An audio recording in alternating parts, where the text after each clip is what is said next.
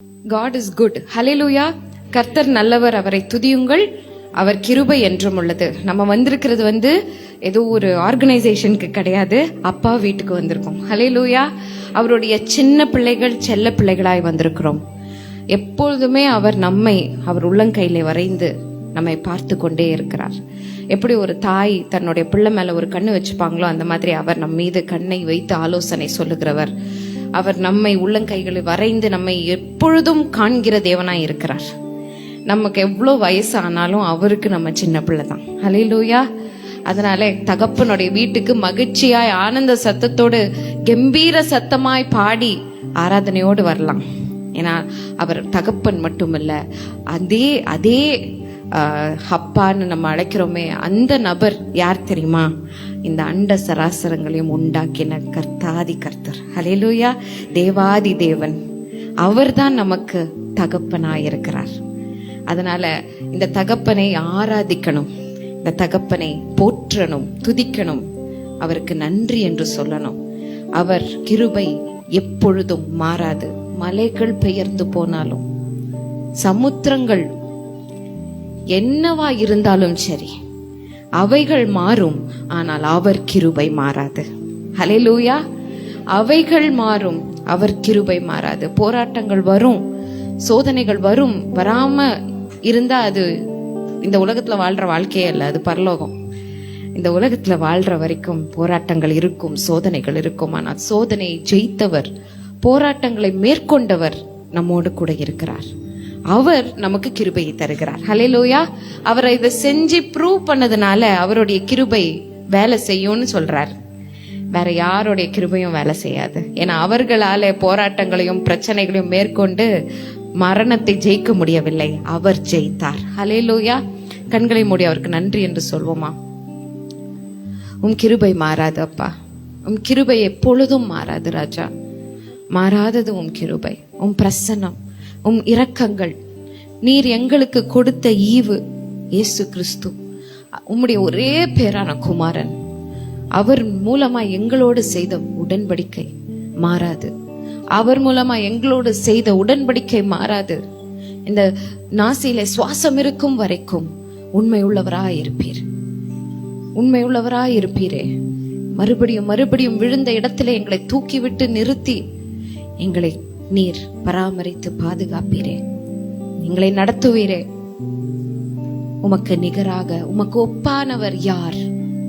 இந்த வானத்திலும் பூமியிலும் உமக்கு ஒப்பானவர் யார்? நீர் தேவன், நீர் கர்த்தர், நீர் தகப்பன். நன்றி அப்பா. இந்த ஆராதனையில நீர் மகிமைப்படுவீராக. உம்முடைய வசனம் எங்களை தேற்றட்டும், எங்கள் உள்ளங்களை தேற்றட்டும். எங்களுடைய ஆவிக்குரிய ஜீவியத்திற்கு அது மன்னாவா இருக்கட்டும்பா. நாங்கள் அதிகமாய் இன்னும் நெருங்கி உம்மிடத்துல சேருவதற்கு ஏதுவான வசனமா இருக்கட்டும். எங்களோடு கூட நீங்க இன்னைக்கு பேச போறதுக்கு நன்றி. இயேசுவின் நாமத்திலே கேட்டுக்கொள்கிறோம் அன்பின் பரமபிதாவே, ஆமேன். ஹல்லேலூயா. ஹல்லேலூயா. எல்லாரும் எழுந்து நிற்போமா? அவரை ஆராதிக்க போகிறோம். ஹல்லேலூயா.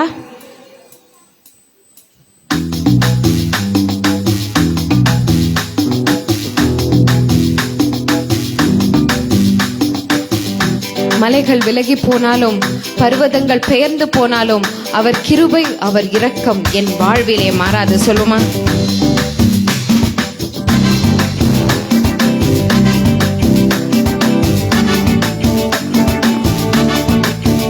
மலைகள் விலகி போனாலும், பர்வதங்கள் பெயர்ந்து போனாலும், மலைகள் விலகி போனாலும், பர்வதங்கள் பெயர்ந்து போனாலும்,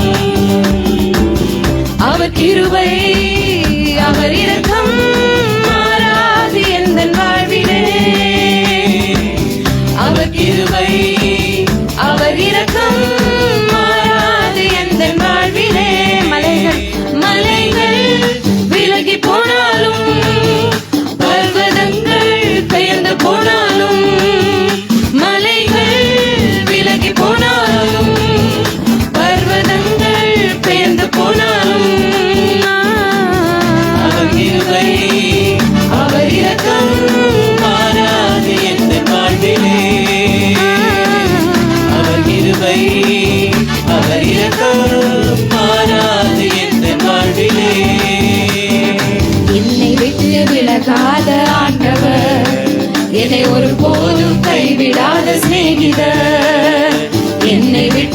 விலகாத ஆண்டவர், என்னை ஒருபோதும் கைவிடாத சிநேகிதர், எனக்காக ஜீவன் தந்த ரட்சகர், என் வாழ்வில் என்று போதுமானவர். எனக்காக ஜீவன் தந்த ரட்சகர், என் வாழ்வில் என்று போதுமானவர்.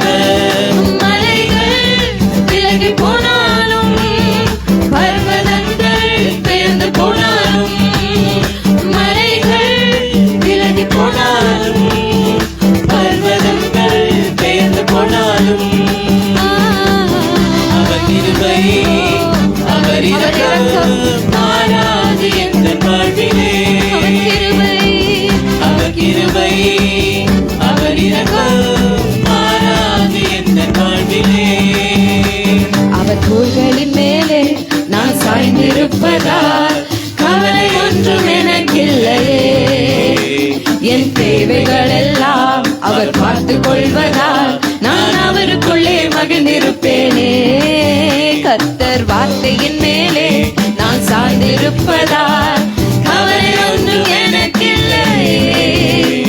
என் தேவைகள் எல்லாம் அவர் பார்த்துக் கொள்வதால் நான் கர்த்தருக்குள் மகிழ்ந்திருப்பேனே. எந்த தேவன் தேவைகள் யாவையும் சந்திக்கும் தேவன்.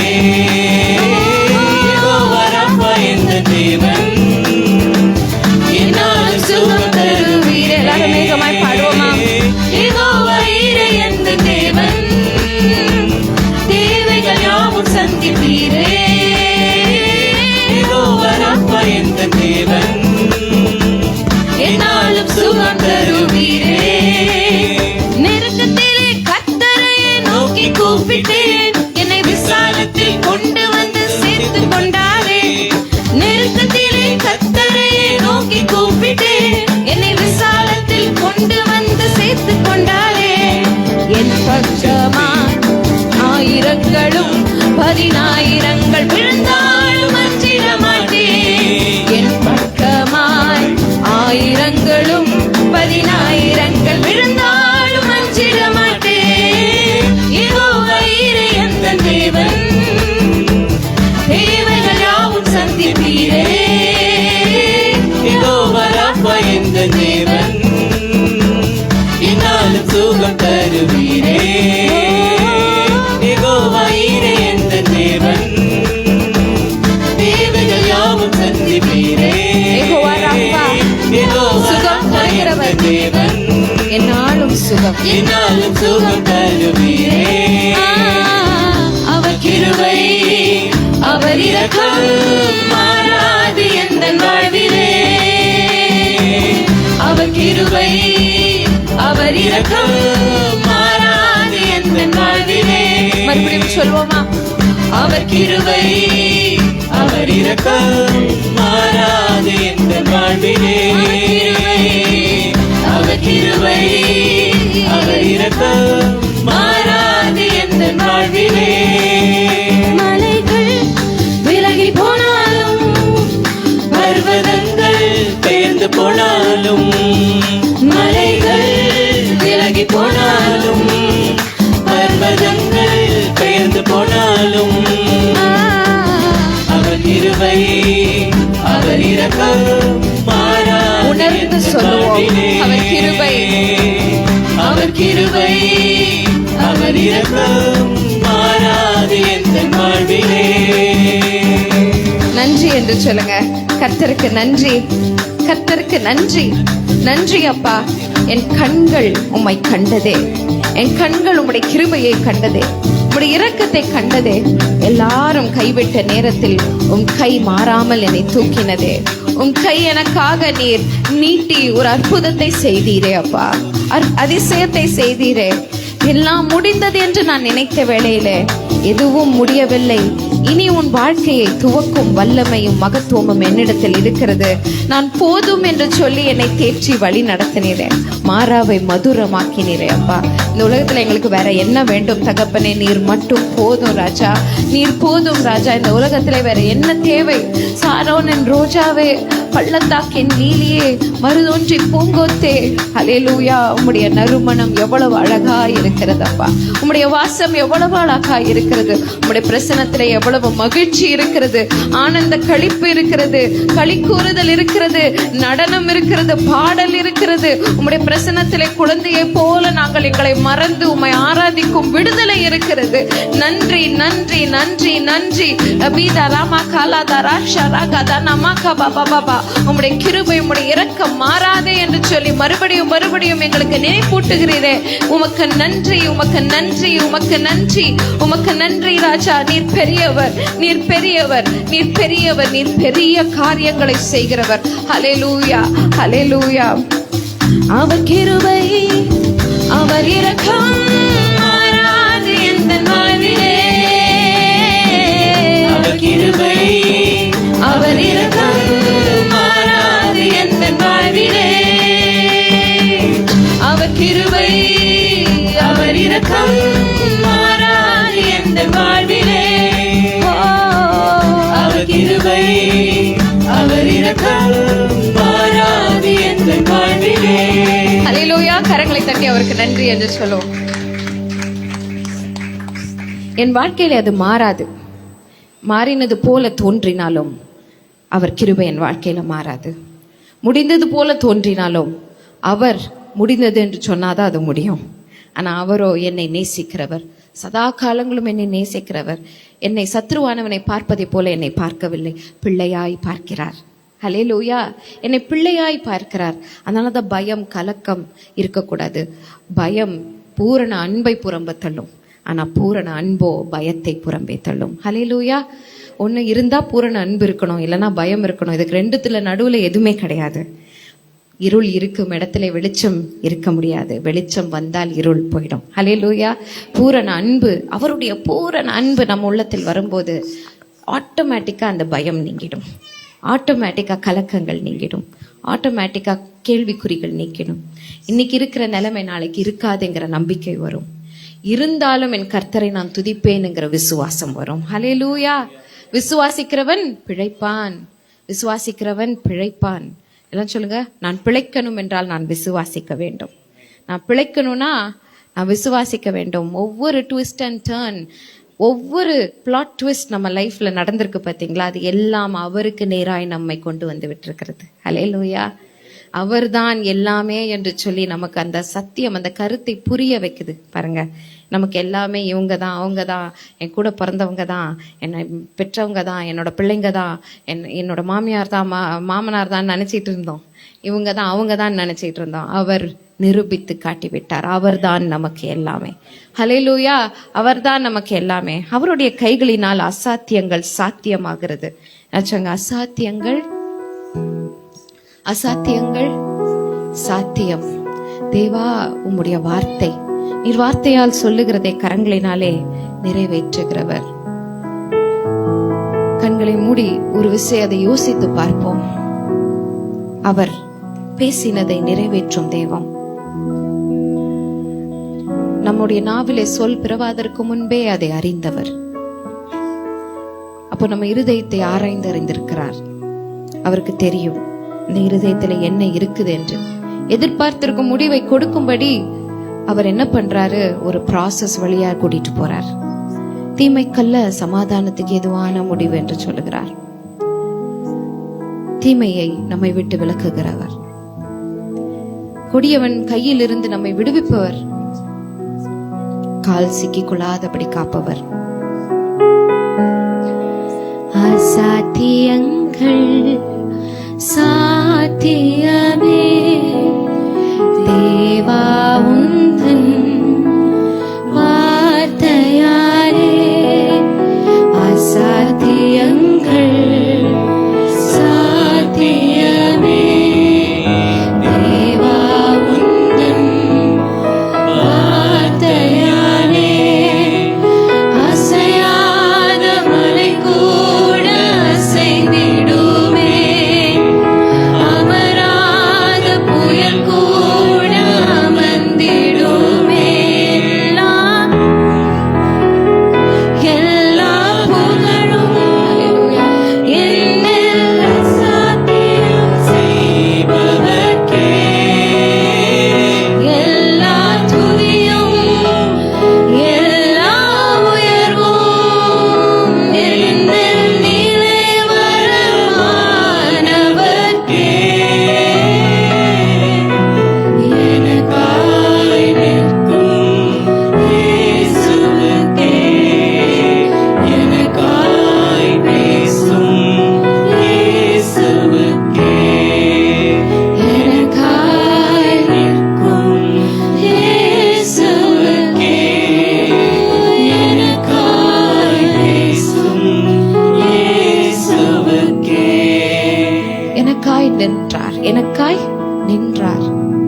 எனக்காய் நிற்கும் இயேசுவுக்கு. 2008 தேவன் எனக்கு ஒரு பாடலை கொடுத்தார். நான் ஒரு சின்ன பிள்ளையா இருந்தேன். அவர் எனக்காய் நிற்கிறார் என்பதை அவர் இன்னும் ஒரு அழகான விதத்திலே எனக்கு அதை உணர்த்தினார். எப்படி தெரியுமா? அவர் எனக்காய் நிற்கிறார், சிலுவையிலே நிற்கிறார். ஹல்லேலூயா. என் சோர்வில் மூழ்கி நான் நின்றேன், என்னோடு கூட நீர் நின்றீர். என் தனிமையில் மூழ்கி நான் நின்றேன், என்னோடு கூட நீர் நின்றீர். உம் அன்பை மறந்து நான் நின்றேன், என்னோடு கூட நீர் நின்றீர். உம்மை விட்டு பிரிந்து நான் நின்றேன், என்னோடு கூட என்னை தேடி வந்து என்னோடு கூட நீர் நின்றீர். ரத்தம் சிந்தினீர், முட்கிரீடத்தை ஏற்றீர், அவமானப்பட்டீர், ஜீவனை விட்டீர், சிலுவையிலே எனக்காக நீர் நின்றீர். அதனால் இன்று நான் நிற்கிறேன். ஹல்லேலூயா. உமக்காக ஊழியம் செய்ய நான் நிற்கிறேன் என்று சொல்லி இந்த பாடலை நான் எழுதினேன். ரத்தம் சிந்தி முட்கிரீடத்தை ஏற்று அவமானப்பட்டு சிலுவையில எனக்காக நின்னீங்களே அப்பா, அதற்கு நீர் பாத்திரன் அல்ல, ஆனால் உம்மை நீர் பாத்திரனாய் ஒப்பு கொடுத்தீர். நீர் உம்மை தகுதிப்படுத்தி கொண்டீர்.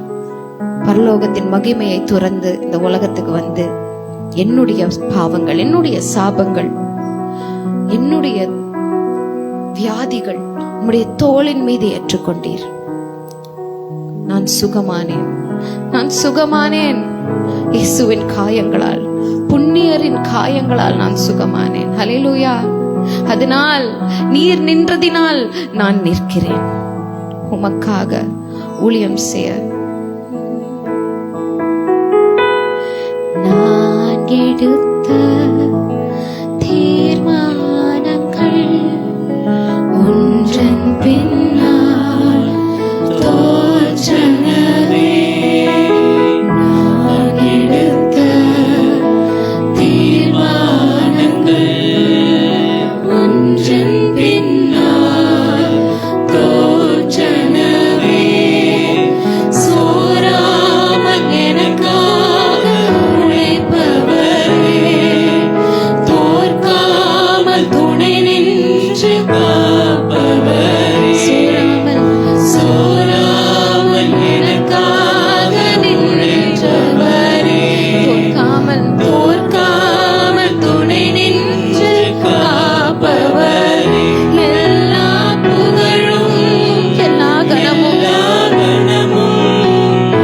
என்னில் அசாத்தியம் செய்பவர்க்கே.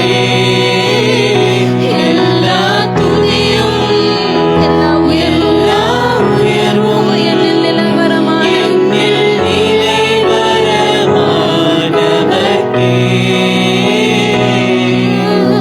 எனக்காய் நிற்கும் இயேசுவுக்கே, எனக்காய் பேசும் இயேசுவுக்கே, எனக்காய் நிற்கும் இயேசுவுக்கே, எனக்காய் பேசும் இயேசுவுக்கே. அவர் ரத்தம் பேசுகிறது. ஆபேலின் ரத்தம் அவன் சகோதரனுக்கு எதிராய் பேசுகிறது. ஆனால் கிறிஸ்துவின் ரத்தமோ அவரை குழியில் இறக்கிவிட்ட சகோதரர்களுக்காக பேசுகிறது. ஹல்லேலூயா. எப்படிப்பட்டவர் பாருங்க, எவ்வளவு அழகானவர், எவ்வளவு அவருடைய உள்ளம் எவ்வளவு அழகாய் இருக்கிறது, அவருடைய கை எவ்வளவு பெரிதாய் இருக்கிறது. ஆனால் அந்த கையை கொண்டு சத்ருவை அவர் நியாயம் தீர்க்கவில்லை, சத்ருக்களை நியாயம் தீர்க்கவில்லை. அவருக்கு தெரியும் ஒரே ஒரு எதிரி தான் இருக்கிறான், அவன்தான் மனிதர்களை தூண்டி விடுகிறான் என்று சொல்லி. அவருடைய கரம் அவனுக்கு எதிராய் இருக்கிறது, ஆனால் மனிதர்களுக்கு எதிராய் இல்லை, நமக்கு எதிராய் இல்லை. நம்மை அவர் மீட்டுக் கொண்டார். அவன் கையிலிருந்து நம்மை அவர் கரம் மீட்டுக் கொண்டது. என் கை மீறி போனதெல்லாம் உன் கரத்தால் சாத்தியமே. சொல்லுவோமா? என் கை மீறி போனதெல்லாம் உன் கரத்தால் சாத்தியமே.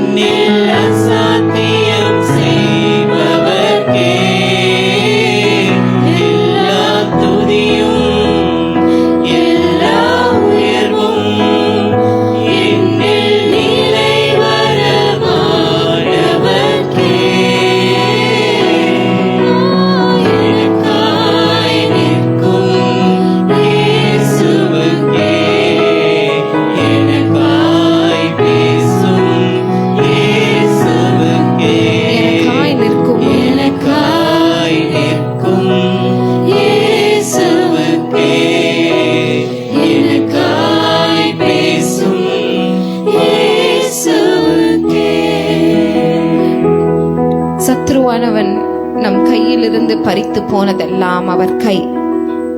அவனுக்கு விரோதமாய் எழும்பி அவன் கையில் இருந்து அதை மீட்டு நமக்கு 7 மடங்காய் திருப்பி கொடுக்கும் வல்லமை உள்ள கையுடையவர். ஹல்லேலூயா. எத்தனையோ பேருடைய கையை நம்பி போயிருக்கிறோம். அவர்களால் செய்ய முடியாத உதவி அவர் கிருபை நமக்கு செய்தது. அவர் கிருபை நமக்கு செய்யும், இனியும் செய்து கொண்டே இருக்கும். ஹல்லேலூயா, ஹல்லேலூயா. பரிந்துரைகள் செய்யாததை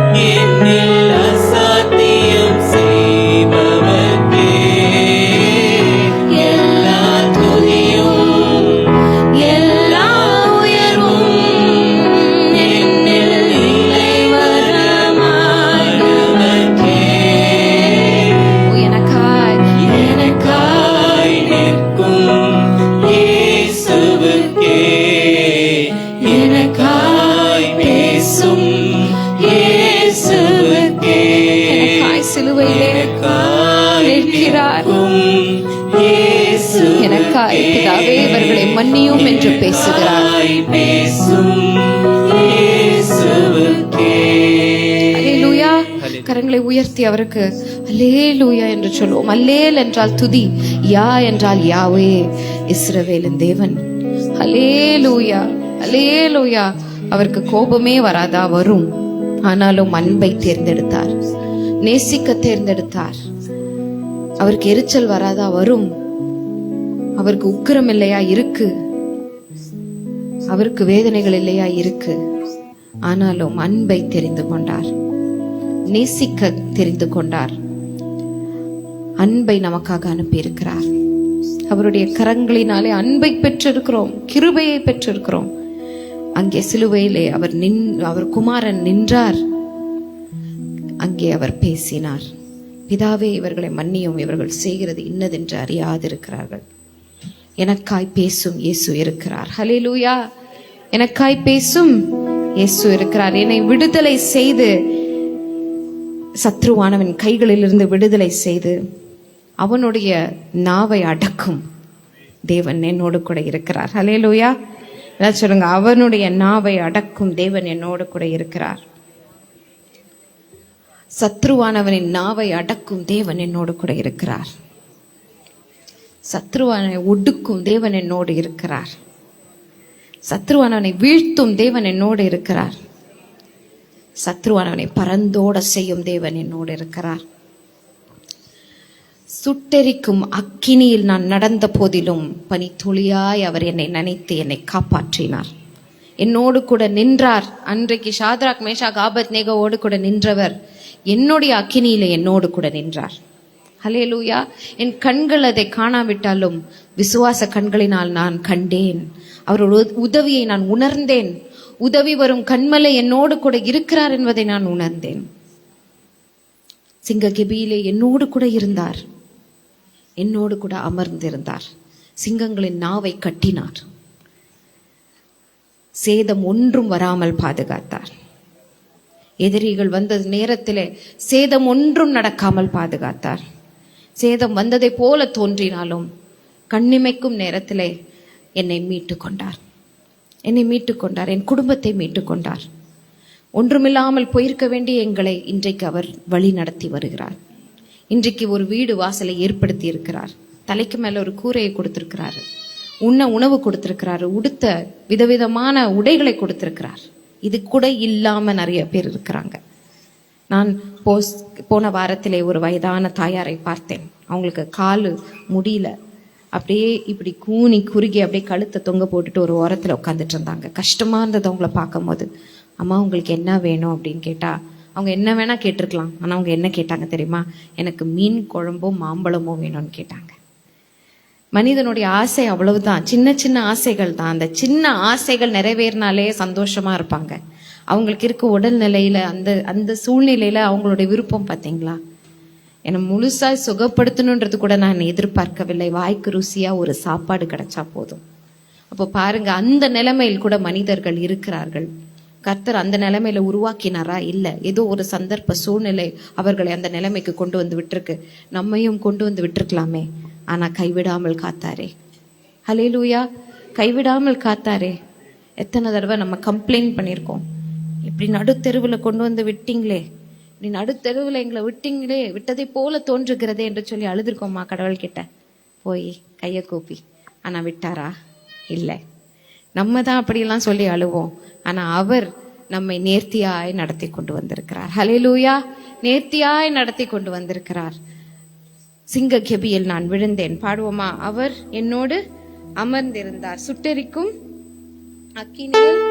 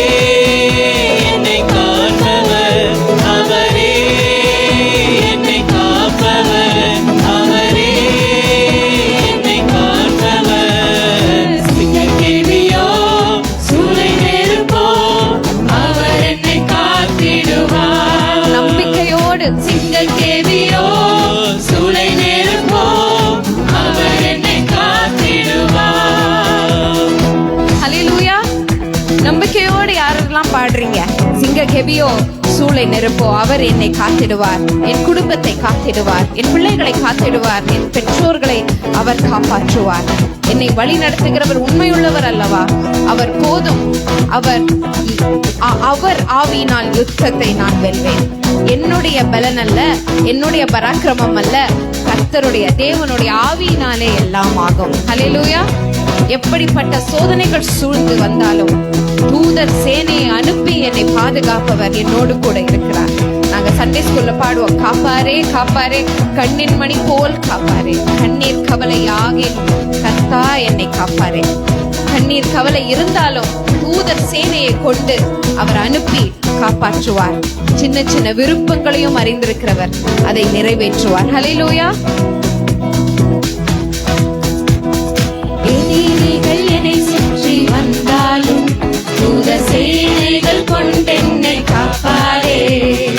எதிரிகள் என்னை சுற்றி வந்தாலும் தூதர் சேனைகள் கொண்டென்னை காப்பாரே.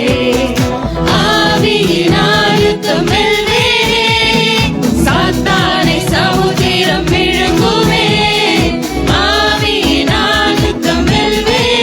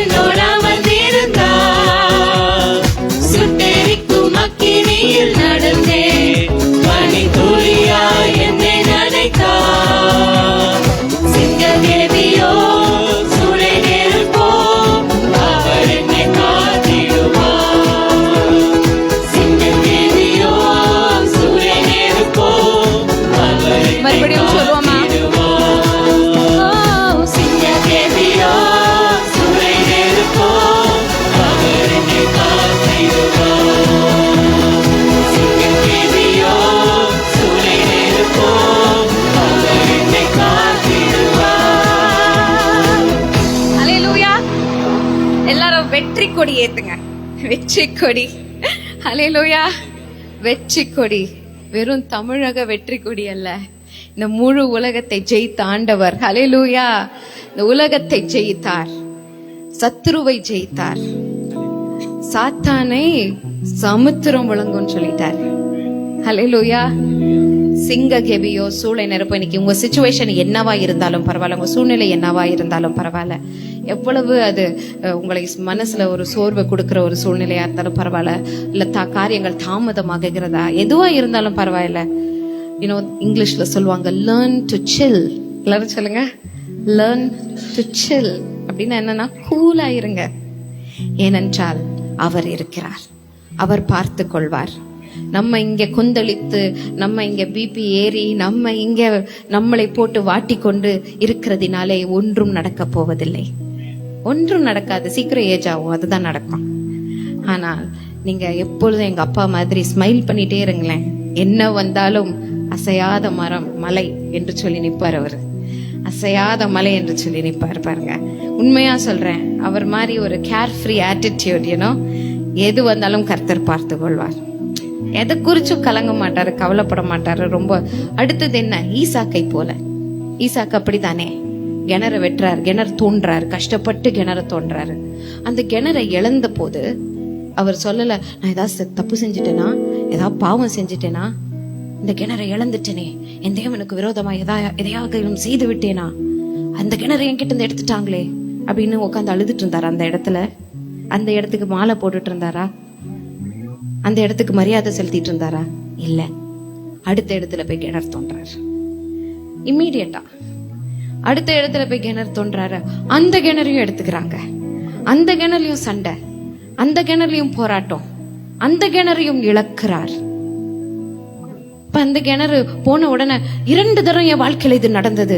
தேவன் என்னத்தை சொல்ல விரும்புகிறார், தேவன் எதை சொல்ல விரும்புகிறார் எனக்கு என்று தெரியவில்லையேன்னு சொல்லிட்டு உட்காந்து அழுதாரா?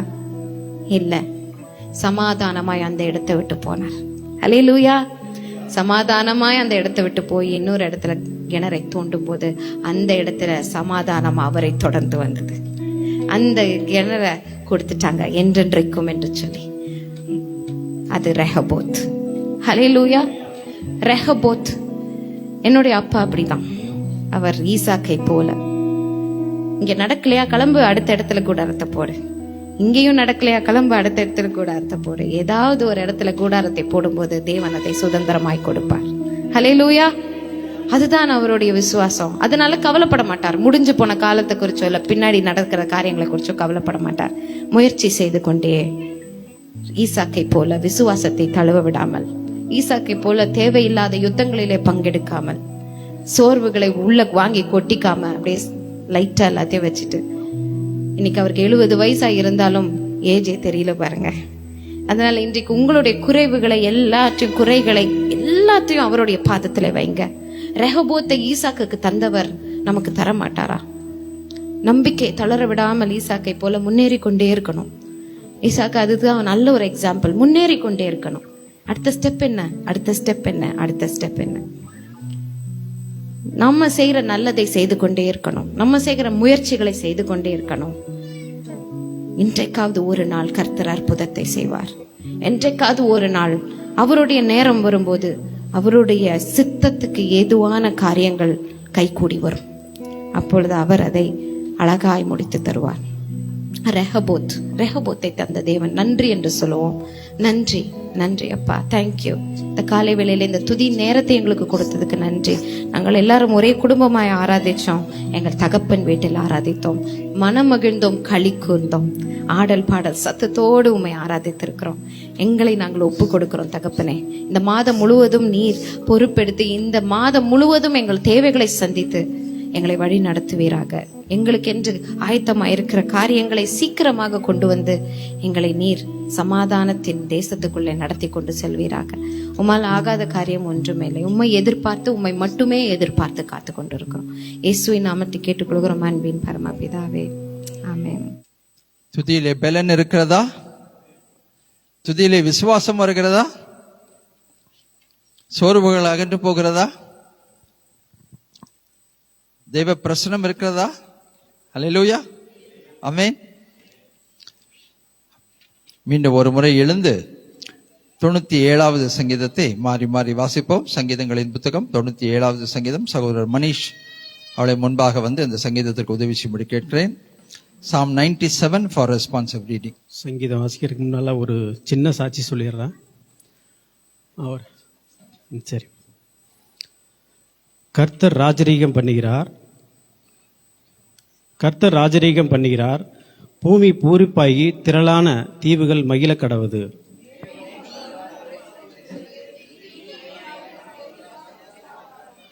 அக்கினி அவருக்கு முன் சென்று சுற்றிலும் இருக்கிற அவருடைய சத்துருக்களை சுட்டெரிக்கிறது.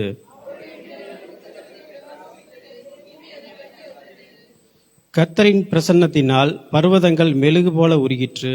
சர்வ பூமியினுடைய ஆண்டவரின் பிரசன்னத்தினாலே உருகி போயிற்று.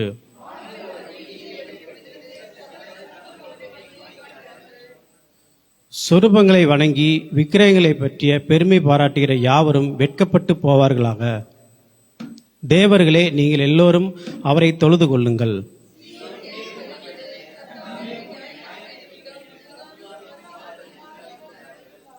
கர்த்தாவே, பூமி முழுவதுக்கும் நீர் உன்னதமானவர். எல்லா தேவர்களிலும் நீரே மிகவும் உயர்ந்தவர்.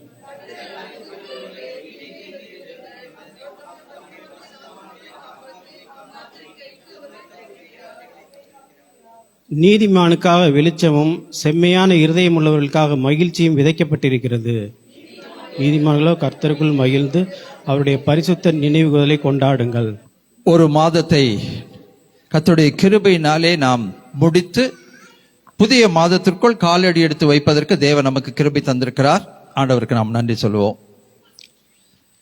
இந்த மாதத்திலே மொத்தம் 31 நாட்கள். இந்த 31 நாட்களிலும் தேவன் என்ன செய்ய போகிறார் என்பதை நம்முடைய கண்கள் கண்டு அவருடைய நாமத்தை மகிமைப்படுத்த வேண்டும். எதிர்காலம் மறைக்கப்பட்டிருக்கிறது. அடுத்த நிமிஷம் என்ன நடக்கும்னு தெரியாது. அடுத்த நாள் என்ன நடக்கும்னு நமக்கு தெரியாது. ஆனால் சில காரியங்கள் நடக்க வேண்டும் என்று நாம் எதிர்பார்த்து காத்து கொண்டிருக்கிறோம், ஜெபித்து கொண்டிருக்கிறோம். அந்த தாகம், வாஞ்சை, ஏக்கம் எல்லாம் நமக்குள்ள இருக்கிறது. நிறைய காரியங்கள் இன்னும் நடக்கல, அதை பற்றி ஜெபித்து கொண்டிருக்கிறோம். அதை கர்த்தர் நமக்காக செய்து முடிப்பார் என்ற நம்பிக்கையோடு தான் காத்திருக்கிறோம். தேவனுடைய காலகட்டத்துக்காக நம்ம காத்திருக்கிறோம். ஒரு பக்கம் சில நேரத்தில் நமக்கு சோர்வுகள் வரலாம். சில நேரத்தில் ஆண்டவர் மீது கொஞ்சம் வருத்தம் கூட வரலாம். என்ன ஆண்டவரே, என் மேல நினைவா இருக்கீங்களா இல்லையா, செய்ய போகிறீங்களா இல்லையா, எனக்கு ஒரு பயம் வருகிறது, ஒருவேளை நடக்காம போயிடுச்சுன்னா என்ன பண்றது. நம்மளும் மனுஷர் தானே, நம்ம மனுஷர் தானே, நமக்கும் ஏற்றத்தாழ்வுகள் இருக்கத்தான் செய்யும். அந்த பயங்கள் வரும், கலக்கங்கள் வரும், சில நேரத்தில் துக்கம் வரும், கண்ணீர் வரும். இதெல்லாத்தையும் தான் இந்த உலக வாழ்க்கையில கடந்து போகிறோம் நம்ம. ஆனாலும் ஒவ்வொரு முறையும் வார்த்தையை வாசிக்கும் போது ஒரு நம்பிக்கை, ஜெபிக்கும் போது ஒரு நம்பிக்கை, ஆண்டவரோட நம்ம பேசும்போது ஒரு நம்பிக்கை. அப்படித்தான் நம்ம வாழ்ந்துகிட்டு இருக்கிறோம். இன்னுமே இதுதான், இப்படித்தான் நடக்க போகிறது, இப்படித்தான் செய்ய போகிறார் என்கின்ற அந்த ஒரு 100% நிச்சயம் நமக்குள் வந்திருக்கிறதா அப்படின்னு கேட்டா, அநேகர் நம்ம என்ன சொல்லுவோம்னா இல்லை அப்படின்னு தான் நம்ம சொல்லுவோம். ஏதோ சாப்பிட்டுக்கிறோம், நம்ம துணிமணி அணிகிறோம், சில சின்ன சின்ன சந்தோஷங்களை இந்த உலக வாழ்க்கையில நம்ம அனுபவிக்கிறோம். தப்பே இல்லை. பேராசைகள் எல்லாம் நமக்கு கிடையாது. அன்னன்னைக்கு இருக்கிற ஆகாரம் போதும், துணிமணி போதும், இது இருந்தா போதும். இப்படிதான் நம்ம வாழ்ந்து கொண்டிருக்கிறோம். என்னுடைய சபை மக்களை பற்றி எனக்கு நல்லா தெரியும். ஒருவராவது பேராசை பிடிச்சவங்க கிடையாது. ஆனாலும் ஒருவேளை தேவன் அவருடைய திருவுள சித்தத்தின்படி நம்மை ஒரு பெரிய அளவில் ஆசீர்வதித்தா கண்டிப்பா நம்ம அநேகருக்கு ஆசீர்வாதமாக இருப்போம். அதுலயும் எந்த சந்தேகமும் கிடையாது. ஏனென்றால் கொஞ்சத்துல உண்மை உள்ளவராக இருக்கிறவங்க அநேக ஆசீர்வாதங்களுக்கு அவர்கள் உயர்த்தப்படும் போது கண்டிப்பா அவருடைய ஈகை, அவருடைய அன்பு மற்றவர்கள் மீது செலுத்துறது, உழைக்கிறது, தியாகம் எல்லாவற்றிலும் அவர்கள் கண்டிப்பா அதிகமா பெருகித்தான் இருப்பாங்க. இந்த சபையை பொறுத்தளவுக்கு ஆண்டவருக்கு உண்மை உள்ள ஒரு சபை. அவர்களுடைய வாழ்க்கை, அவருடைய சாட்சி, அவருடைய ஈகை எல்லாமே பார்த்தீங்கன்னாக்கா ஆண்டவருக்கு முன்னாலே உண்மையா இருக்கும். அதை நான் சொல்லும் போது நீங்க யாருன்றது உங்களுக்கு தெரியும், யாரெல்லாம் உண்மையா இருக்கீங்க அப்படின்றது உங்களுக்கு நல்லா தெரியும். இன்றைக்கு என்னுடைய தலைப்பு என்னன்னு கேட்டீங்கன்னா, செய்தியுடைய தலைப்பு நெறிந்த நாளிலே முறியாத தேவன், மங்கி எரிகிற திரியை அணையாத தேவன். அல்லேலூயா. உனக்கு இருக்கிற இந்த கொஞ்ச பலத்தோடு கூட போ, இஸ்ரவேலை மீதியானவருடைய கைக்கு நீ தப்புவிப்பாய் என்று யோசுவாவை பார்த்து பேசின அந்த ஜீவனுள்ள தேவனுடைய வார்த்தைகள் இன்றைக்கும் நமக்கு பொருந்தும். உனக்கு இருக்கிற கொஞ்சம் பலத்தோடு கூட நீ போ, உன்னை அனுப்புகிறவர் நான் அல்லவா.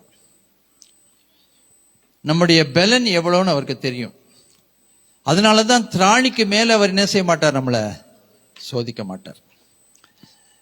எல்லாவற்றிலும் நம் மீது கரிசனையா இருக்கிற ஒரு தேவன், எல்லாவற்றிலும் நம் மீது கரிசனையா இருக்கிற ஒரு தேவன். ஒரு லிமிட்டுக்கு மேல நம்மை கொண்டு போய் நம்மை உடைத்து போட மாட்டாரு. அப்படி போகிற அந்த நேரத்தில் அது எல்லாவற்றையும் தாங்குகிற பலத்தை நமக்குள்ளே சிருஷ்டிக்கிற ஒரு தேவன் இருக்கிறார் என்பது எவ்வளவு பெரிய நல்ல செய்தி தெரியுங்களா? அல்லேலூயா. அதனாலதான் இந்த முதல் வாரத்தின் இந்த மாதத்தின் முதல் ஞாயிற்றுக்கிழமை நம்ம கரங்களை உயர்த்தி சொல்ல வேண்டியது என்ன தெரியுமா? நான் நிர்மூலமாகாமல் இருப்பது கர்த்தருடைய சுத்த கிருபை. அல்லேலூயா. நான் நிர்மூலமாகாமல் இருப்பது கர்த்தருடைய சுத்த கிருபை. மேன்மை பாராட்டுவதற்கு ஒண்ணுமே இல்லை. எதை பத்தி மேன்மை பாராட்ட முடியும் சொல்லுங்க? என்னுடைய பக்தியை பற்றி நான் மேன்மை பாராட்ட முடியுமா? அல்லது என்னுடைய உத்தமத்தை குறித்து நான் மேன்மை பாராட்ட முடியுமா? அல்லது என்னுடைய ஈகையை குறித்து நான் மேன்மை பாராட்ட முடியுமா? அல்லது நான் என்னுடைய சரீர பலத்தையோ ஆத்ம பலத்தையோ ஆவிக்குரிய பலத்தையோ குறித்து மேன்மை பாராட்ட முடியுமா? எதை குறித்தும் மேன்மை பாராட்ட முடியாது.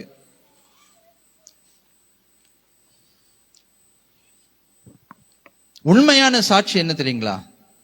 கர்த்தருடைய கிருபையினால் வாழ்ந்து கொண்டிருக்கிறேன், கர்த்தருடைய பலத்தினால் வாழ்ந்து கொண்டிருக்கிறேன். அவர் என்ன ஜீவனோட வைத்திருக்கிறார், அதனால நான் வாழ்ந்து கொண்டிருக்கிறேன். ஒரு கதை சொல்லுவாங்க தெரியுங்களா? அந்த கதையை நான் சொல்லியிருக்கேன் ஏற்கனவே. ஒரு ராஜா அனௌன்ஸ்மெண்ட் பண்ணாரு, மிக பலசாலியான ஒருவனுக்கு தான் என்னுடைய மகளை நான் திருமணம் பண்ணி வைப்பேன். அந்த மிக பலசாலியான அந்த ஆண் மகன் நான் கொடுக்கிற ஒரு சோதனையை அவன் ஜெயித்து காண்பிக்க வேண்டும். அந்த சோதனை என்னன்னாக்கா, ஒரு அகழி முழுவதும், தண்ணீர் நிறைந்த ஒரு அகழி முழுவதும் முதலைகளை போட்டு வச்சிருக்காங்க. ராஜா என்ன சொல்றாருன்னா, ஒரு நாள் நியமிப்பேன், அன்னைக்கு இந்த பலசாலிகள் ஆண் மக்கள் தன்னுடைய சரீர பலத்துல மேன்மை பாராட்டுகிறவர்கள் எல்லாம் நீங்க வந்துடணும், நீங்க வந்து அங்க நிக்கணும். சோதனை என்னன்னா, நான் ஒரு வெள்ளை கொடியை கீழே இறக்கும் போது நீங்க அந்த அகழியில இந்த பக்கம் குதிச்சு அந்த முதலைகளை எல்லாம் தாண்டி அடுத்த பக்கம் அந்த அகழியில நீங்க மேல வந்துட்டீங்கன்னா அந்த பொண்ணை நான் என்ன பண்ணுவேன், கல்யாணம் பண்ணி கொடுப்பேன்னு சொல்லிட்டார் ராஜா. எல்லாம் வந்தாங்க. அன்னைக்கு வயசானவங்க வந்தாங்க, சின்ன குழந்தைங்க வந்தாங்க, இந்த ஜிம்முக்கு போறவங்க எல்லாம் வந்தாங்க, எல்லாம் வந்து நின்னாங்க. ராஜா தெளிவா சொன்னாரு, இங்க இந்த பக்கம் குதிக்கணும், அந்த பக்கம் நீங்க ஏறி வந்துட்டீங்கன்னா யார் ஃபர்ஸ்ட் வராங்களோ அவங்களுக்கு என்னுடைய பொண்ணை கொடுத்துருவேன். எல்லாம் அப்படியே நெஞ்ச பிடிச்சி நிக்கிறாங்க. அந்த நேரம் வரும், ராஜா மணி அடிச்ச உடனே கீழே வெள்ளைக்கொடியை போடுவாரு, எல்லாம் குதிக்கணும், எல்லாம் ரெடியா நிக்கிறாங்க. அந்த நேரம் வருது, மணி அடிக்குது, ராஜா கொடியை கீழே போடுறாரு. ஒருத்தன் மாத்திரம் குதிச்சான். கடை கடை கடை கடைன்னு ஒவ்வொரு முதலையா தப்பிச்சு தப்பிச்சு தப்பிச்சு தப்பிச்சு தப்பிச்சு தப்பிச்சு அந்த பக்கம் ஏறிட்டான். எல்லாம் கை தட்டினாங்க. ஒரே ஒருத்தன் தான் குதிச்சான். மத்த ஜிம்பாடி எல்லாம் நிக்குதாங்க பார்த்துட்டு, எல்லாம் கை தட்டினாங்க, எல்லாம் பாராட்டினாங்க. ராஜாவுக்கு ஒரே ஆச்சரியம், ராஜாவுடைய மகளுக்கு ஒரே நாணம் வெட்கம். நீ அடுத்தது என்ன நடக்க போகுதுன்னு தெரியும். எல்லாம் ஓடி போய் அவனை பாராட்டினாங்க. அவன் மூச்சு வாங்கிட்டே சொன்னான், இருக்கட்டும்டா இருக்கட்டும்டா, ஒண்ணு மட்டும் எனக்கு தெரியணும்டா, எவன்டா என்ன தள்ளி விட்டது?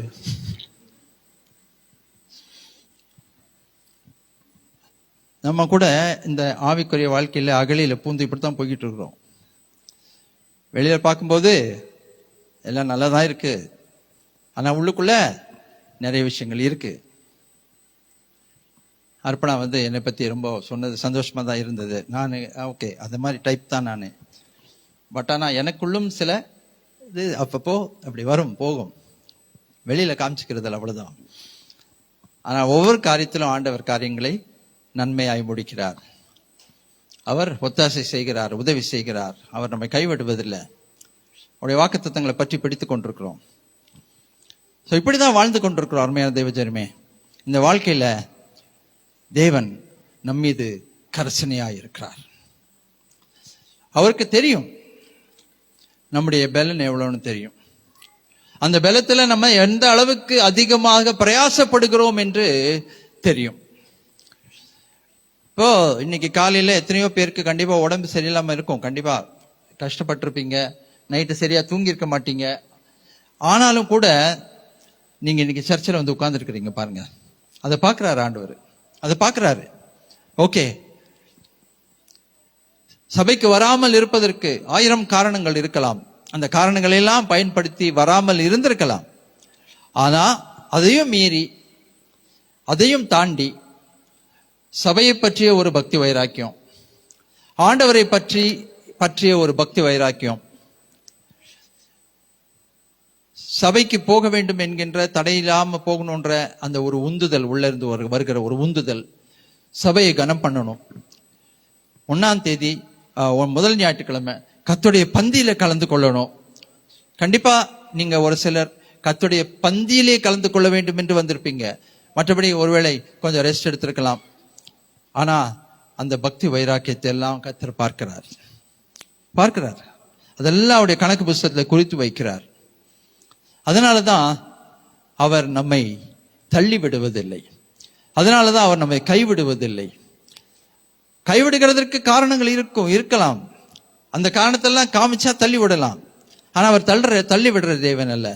அப்பொழுதும் கிருபையாய் இறங்குகிறார். அந்த கிருபை என்ற வார்த்தைக்கு அர்த்தமே தகுதி இல்லாத எனக்கு அவர் பாராட்டுகிற தயவு. ஆமென், அல்லேலூயா.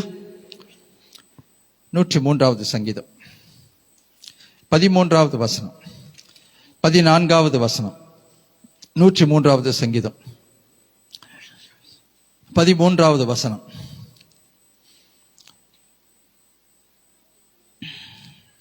14வது வசனம். தகப்பன் தன் பிள்ளைகளுக்கு இறங்குகிறது போல கர்த்தர் தமக்கு பயந்தவர்களுக்கு இறங்குகிறார். நம்முடைய உருவம் இன்னதென்று அவர் அறிவார், நாம் மண் என்று நினைவு கூறுகிறார். அல்லேலூயா. நம்ம உருவம் என்னன்னு அவருக்கு தெரியும். அப்படின்னு சொன்னா என்ன அர்த்தம்னா, என்னுடைய முகம் எப்படி இருக்கு, என்னுடைய ஹைட் எப்படி இருக்கு, என் கலர் எப்படி இருக்கு, அதை பத்தி பேசல. என்னுடைய உருவம் எப்படி இருக்குன்னு சொன்னா நான் யார் என்பதை அவர் அறிந்திருக்கிறார். என்னுடைய பலன் எவ்வளவு என்பதை அவர் அறிந்திருக்கிறார். எவ்வளவு தூரம் என்னை இழுக்க முடியும். சில நேரத்தில் ரப்பர் பேண்ட் மாதிரி இருக்கிறார், நம்மள ரப்பர் பேண்ட் மாதிரி இழுக்கிறாருங்க. ஆனா அவருக்கு தெரியும் எது வரைக்கும் இழுக்கலான்னு. அதுக்கு மேல இழுத்தா நம்ம அறுந்து போயிடுவோம். நம்முடைய உருவம் இன்னதென்று அவர் அறிவார், நாம் மண் என்று நினைவு கூறுகிறார். அதனால பாருங்க 8வது வசனம் 9வது வசனம். கர்த்தர் உருக்கமும் இரக்கமும் நீடிய சாந்தமும் மிகுந்த கிருபையும் உள்ளவர், அவர் எப்பொழுதும் கடிந்து கொள்ளார், என்றைக்கும் கோபம் கொண்டிறார். ரொம்ப அழகா சொல்லிட்டாரு. எப்ப பார்த்தா கோபப்பட்டு இருந்தா என்ன நடக்கும் யோசிச்சு பாருங்க. எப்ப பார்த்தாலும் திட்டிக்கிட்டு இருந்தா, எப்ப பார்த்தாலும் கோபப்பட்டு இருந்தா, எப்ப பார்த்தாலும் ஏதாவது ஒரு குறைய சொல்லிக்கிட்டு இருந்தா வாழ்க்கை எப்படி இருக்கும்? உறவு நிக்குமா, நிலைக்குமா? நிலைக்காது. அவருக்கு விரல் காண்பித்து சொல்லுகிறதற்கு உரிமை இருக்கிறது. அவர் இதெல்லாம் சரியில்லைப்பா அப்படின்னு சொன்னார்னா அது கரெக்டா தான் இருக்கும். ஆனா அப்படிப்பட்டவர் என்ன செய்கிறார் தெரியுமா? எப்பொழுதும் கடிந்து கொள்ளார், என்றென்றைக்கும் கோபம் கொண்டிறார். அவர் உருக்கமும் இரக்கமும் நீடிய சாந்தமும் மிகுந்த கிருபையும் உள்ள தேவன். 3வது வசனத்துல அக்கிரமங்களை மன்னித்து நோய்களை குணமாக்கி பிராணனை அழிவுக்கு விலக்கி மீட்டு கிருபையினாலும் இரக்கங்களினாலும் முடிசூட்டி நன்மையினால் நம் வாயை திருப்தி ஆக்குகிறார். கழுகுக்கு சமானமாய் நம் வயது திரும்ப வால வயது போல் ஆகிறது. ஹல்லேலூயா. இந்த சரீரத்துல சில பலவீனங்கள் வருது, வியாதிகள் வருது இல்லைங்களா? ஜெனரல் டெண்டன்சி என்ன தெரியுமா? டாக்டர் சொல்லும்போது எப்படி சொல்வார் தெரியுமா? இதை நீங்க கொஞ்சம் விட்டுட்டீங்கன்னா இனி அடுத்த ஸ்டேஜுக்கு போயிடும், அடுத்த ஸ்டேஜுக்கு போயிடும், அடுத்த ஸ்டேஜுக்கு போயிடும், அப்புறம் இனி ரொம்ப கஷ்டமாயிடும். அவங்க டாக்டர்ஸ் மெடிக்கல் படி அப்படிதான் சொல்லுவாங்க. அது உண்மைதான், அது இல்லைன்னு சொல்லல. மெடிக்கலி இட் இஸ் ட்ரூ, அது உண்மைதான். ஆனா கர்த்தருடைய வார்த்தை என்ன தெரியுமா சொல்லுது? அவர் நம்மை நன்மையினால் திருப்தி ஆக்கும் போது, நம்முடைய வாயை நன்மையினால் திருப்தி ஆக்கும் போது கழுகுக்கு சமானமாய் நம் வயது திரும்ப வாழ வயது போலாகிறது. ஹல்லேலூயா. இதை நம்ம விசுவாசிக்கணும், இதை நம்ம அறிக்கை பண்ணணும், இதை நம்ம விசுவாசிக்கணும், அறிக்கை பண்ணணும்.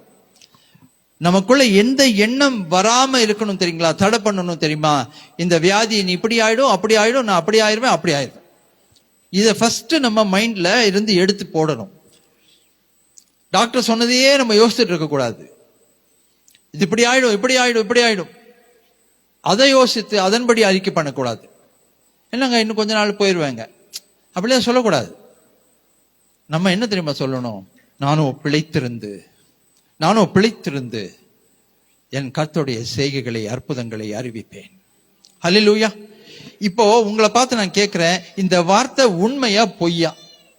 இது ஒண்ணு உண்மை இல்லைன்னா பொய். இது உண்மையா பொய்யா? கழுகுக்கு சமானமாய் நம்முடைய வயது திரும்ப வாழ வயது போல் ஆகுமா ஆகாதா? ஆகும். அதை நல்லா உள்ள எடுத்துக்கோங்க. இல்லைங்க இவ்வளவு வயசாச்சுங்க, இனிமே இப்படி ஆச்சுங்க, இனிமே அப்படிதாங்க, அப்படி அந்த பேச்சை விட்டுருங்க தயவு செய்து. அது வாயில இருந்து அந்த பேச்சே வேணாம். புரியுதுங்களா? இன்னும் கொஞ்ச நாள் தாங்க, அப்படியேதான் சொல்லாதீங்க. நம்ம சொல்ல வேண்டியது என்ன தெரியுமா? திரும்பவும் கழுகுக்கு வயது வாழ வயதாகிறது போல நான் இன்னும் புதுப்பிக்கப்படுவேன். ஹல்லேலூயா. கரங்களை உயர்த்தி சொல்லுங்க. நான் புதுப்பிக்கப்படுவேன், நான் உயிர்ப்பிக்கப்படுவேன், என் சரீரத்தின் அவயவங்கள் புது பலன் பெறும். நமக்கு ஒரு விஷயம் என்ன தெரிய மாட்டேன்னு தெரியுங்களா? 3 மாசத்துக்கு ஒரு தடவை நம்முடைய செல் எல்லாம் புதுப்பிக்கப்படுது. அதனாலதான் 1 மாசம் இருக்கிற முதுகு வலி, கை வலி, கால் வலி, மூட்டு வலி எல்லாம் 3 மாசத்துக்கு அப்புறம் திருப்பி வரமாட்டேங்குது. அது ஏன் வரமாட்டேங்குதுன்னா, அந்த 3 மாசத்துல நம்முடைய செல்கள் எல்லாம் மறுபடியும் புதுப்பிக்கப்படும் போது புதுபலன் அடைகிறோம். கர்த்தர் அப்படித்தான் நம்மளை உருவாக்கி இருக்கிறாரு. அந்த செல்கள் எல்லாம் புதுப்பிக்கப்படுது. அது புதுப்பிக்கப்படும் போது புதுபலன் அடைகிற எல்லா விதமான வாய்ப்பும் மெடிக்கல் படியும் இருக்குது, கர்த்தருடைய வார்த்தையின் படியும் இருக்குது. அதை நம்ம நம்பணும், விசுவாசிக்கணும். நம்ம என்ன ஆச்சரியப்படக்கூடாது தெரியுமா? வருத்தப்படக்கூடாது தெரியுமா? அட இன்னைக்கு எனக்கு கைவலி இல்லையே, என்னடா கைவலி இல்லடா, என்னாச்சுடா கைவலிக்கு, முட்டு வலிக்கு என்னடா ஆச்சு, இன்னைக்கு இல்லாம போச்சே, அச்சோ. ஏன்னா முட்டு மேல அவ்வளவு ஆசை. 6 மாசம் இருந்துருச்சுல்ல, பழகிட்டோம்ல, ரொம்ப ரொம்ப அந்யோன்யம் ஆயிட்டோம். அது ஒரு நாள் இல்லாம போனா அவ்வளவு வருத்தம். ஐயோ முட்டி வலி இல்லாம. அப்படியெல்லாம் இல்லைங்க. கர்த்தருக்கு ஸ்தோத்திரம். முட்டி வலி இருந்தது, இப்பொழுது இல்லை, இனிமேல் அது வரவும் கூடாது. அல்லேலூயா. என்னைக்கு இப்படி பேச அறிக்கை செய்ய பழகிக்கிறோமோ அன்றைக்கு ஒரு புது பலத்தை பெற்றுக்கொள்ள முடியும். ஏசாயா 40:31 சொல்லுகிறது, கர்த்தருக்கு காத்திருக்கிறவர்களோ புது பலன் அடைந்து கழுகுகளைப் போல சட்டைகளை எடுத்து எழும்புவார்கள், அவர் ஓடினாலும் இளைப்படையார்கள், நடந்தாலும் சோர்ந்து போகார்கள். ஆமென். உண்மையா இல்லையா? உண்மை. ஓகே, அடுத்தது சங்கீதம் 8வது சங்கீதம் 3வது வசனம் 4வது வசனம். ஹல்லேலூயா. அர்ப்பணாக்கு இன்னைக்கு கிடைச்ச வாக்குத்தத்தம் சங்கீதம் 103:5. Your youth is renewed like that of an eagle. Hallelujah. அர்ப்பணாக்கு எப்பவுமே இப்ப வயசு வந்து கேட்டாக்கா 22 23 தான் கேட்பாங்க. அது பொய் இல்லை, அது உண்மைதான். ஓகே, சங்கீதம் 8. ஆமா, அவர் ஒருத்தர் இருக்காரு என்னோட கூட போட்டி போடுறதுக்கு. ரோமன் சங்கீதம் 8வது அதிகாரம் 5வது வசனத்திலிருந்து வாசிப்போம். 5வது வசனம், 4வது வசனமே வாசிப்போமே. மனுஷனை நீர் நினைக்கிறதற்கும் மனுஷகுமாரனை நீர் விசாரிக்கிறதற்கும் அவன் எம்மாத்திரம் என்கின்றேன். மனுஷனை நீ விசாரிக்கிறதற்கோ மனுஷகுமாரனை நீ நினைக்கிறதற்கோ அவன் எம்மாத்திரம். அவர்கிட்ட போய் நின்னு நம்ம போராட முடியுமா? யோபு சொல்றாரு, அவர்கிட்ட போய் நின்னு போராட முடியுமா? அவர்கிட்ட போய் எதிர்த்து பேச முடியுமா? அவர்கிட்ட போய் ஒரு கேள்வி கேட்க முடியுமா? அவர்கிட்ட போய் நீங்க ஏன் இப்படி பண்றீங்கன்னு சொல்ல முடியுமா? ஆபகுக் 1வது அதிகாரத்துல அத்தனை கேள்வி கேட்கிறார். தைரியமா கேட்கிறாரு, துணிகரமாவும் கேட்கிறார். அதுக்கப்புறம் 2வது அதிகாரத்துல புரிஞ்சுக்கிறாரு, ஐயோ நம்ம போய் மோதுற இடம் சரியில்லைப்பா, வேற எங்க வேணா மோதலாம், அங்க போய் மோத முடியாது. அவர் சொல்றாரு 2வது அதிகாரம் 1வது வசனத்துல, நான் இனிமேல் என் காவல் அரணிலே நான் தரித்து என்னுடைய இடத்துல அவர் எங்க வச்சிருக்கிறாரோ அந்த இடத்துல இருந்து அவர் இனி என்ன செய்வார் என்பதை கவனிப்பேன். அவர்கிட்ட போய் போராட முடியுமா? சொல்லுங்க பார்ப்போம். அவர் எவ்வளவு மகா பெரியவர். அவர்கிட்ட நம்ம நிக்கிறதுக்கு கூட நமக்கு தகுதி கிடையாது. ஆனா ஒரே ஒரு தகுதியை அவர் நமக்கு கொடுக்கிறாரு. யோவான் 1வது அதிகாரத்துல 12வது வசனத்துல தெளிவா என்ன சொல்றாருன்னா, அவர் மேல் விசுவாசம் வைத்து அவரை சொந்த ரட்சகராக ஏற்றுக்கொள்கிறவர்கள் எத்தனை பேர்களோ அத்தனை பேர்களும் பிள்ளைகளாகும்படி அதிகாரம் கொடுத்தார். அது ஒண்ணுதான் அங்க போய் நிக்கிறதுக்கு. அவர் மேல அவரை சொந்த ரட்சகராக ஏற்றுக்கிட்டு பிள்ளையா போய் அங்க நிக்கும் போது மட்டும்தான் அங்க நிக்கிறதுக்கு தகுதி. இல்லைன்னா யாருக்கும் அங்க போய் நிக்கிறதுக்கு எந்த தகுதியும் கிடையாது.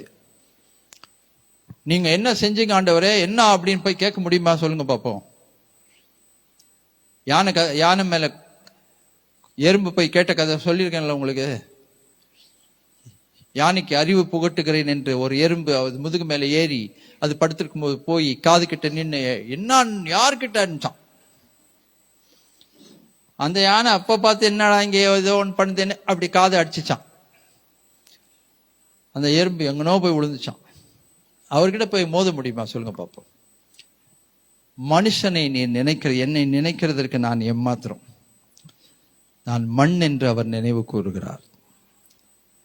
ஆமென்.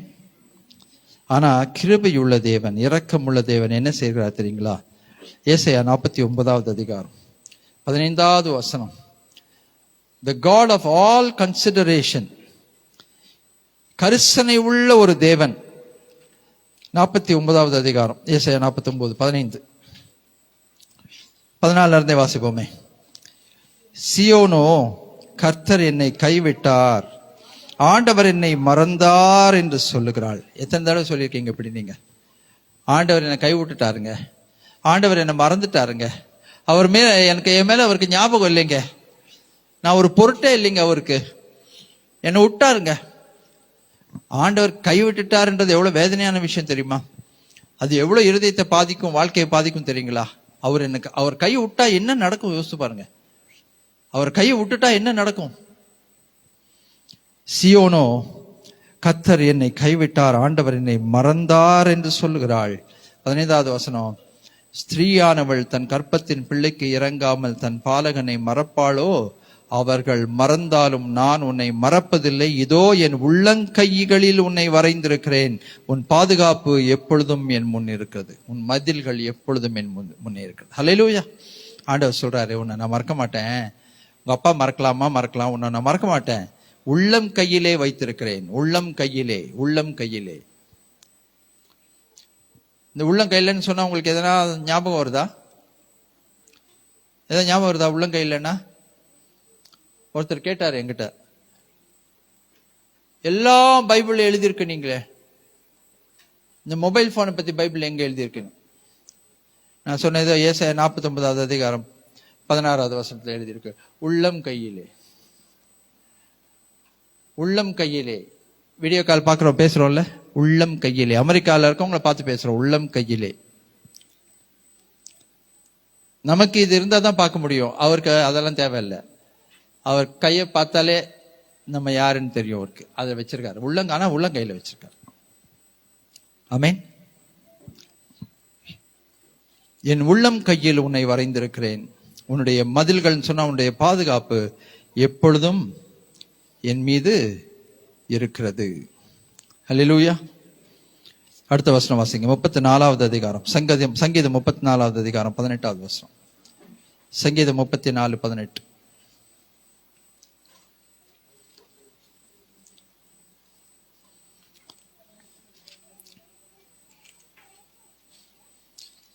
நொறுங்குண்ட இருதயம் உள்ளவர்களுக்கு கர்த்தர் சமீபமாயிருந்து நறுங்குண்ட ஆவி உள்ளவர்களை ரட்சிக்கிறார்.